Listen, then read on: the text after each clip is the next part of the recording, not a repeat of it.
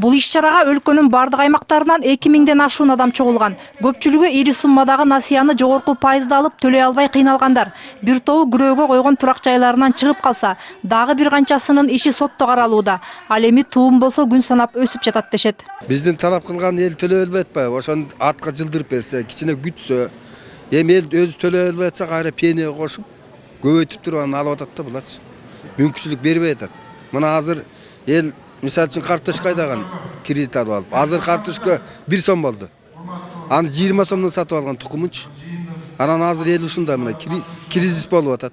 Бул көйгөйлөрдү насыячылардын укугун коргоо элдик кыймылы кагазга түшүрүп, мындан 1 ай мурда эле Улуттук банкка, өкмөткө жана жогорку кеңешке жолдошкон. Аны колдоп, кол топтогондордун саны 300 миңге жеткени да айтылууда. Бирок ушул күнгө чейин андан жооп болбогондуктан бүгүн чогулуп нааразылыктарын билдирүүгө чыгышкан. Негизги талап валюталык кеңеш режимине өтүү. Тактап айтканда доллар курсун эч качан өзгөрбөй тургандай кылып сомго байлап коюу. Бул системага өтөр менен Кыргызстанда кредиттик пайыздар түшөт. Бүгүн эмне үчүн сом менен кредиттер кымбат? Анткени себеби сом менен кредит бергенде жарандарда банктардагы девальвациянын рискин салат, инфляциянын рискин салат. Бул системада девальвация деген түшүнүк жок. Анткени сом долларга байланат, бул түбөлүктүү байланат. Но ошол себептен бул системада стабилдүүлүк болот.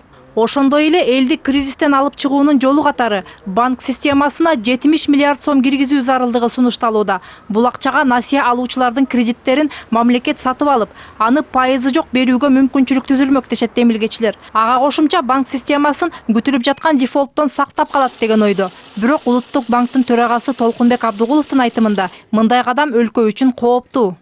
Мына айтып атпайбы? Резервтерди которолуп дополнительный акча чыгаралып. Бүгүнкү күнү Кыргызстандын ичинде 92 миллиард сом. Мындан тышкары акча жок. Анын үстүндө дагы 70 миллиард сом кошсок, сомдун баркы 2 эсе түшөт. 2 эсе түшсө, жалпы кыргыз кыйналат.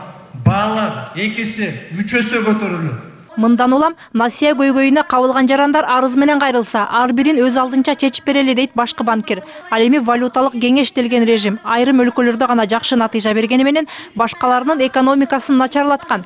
Мындан улам бул демилгени ийне жибине чейин бышырып туруп, анан гана коомчулукка алып чыгуу кажет. Нааразылык акциясына келген депутаттар бул боюнча парламентте комиссия түзүп, иликтеп чыгабыз деп убада беришти. Насыячыларды бул жүйө дагы муют албады.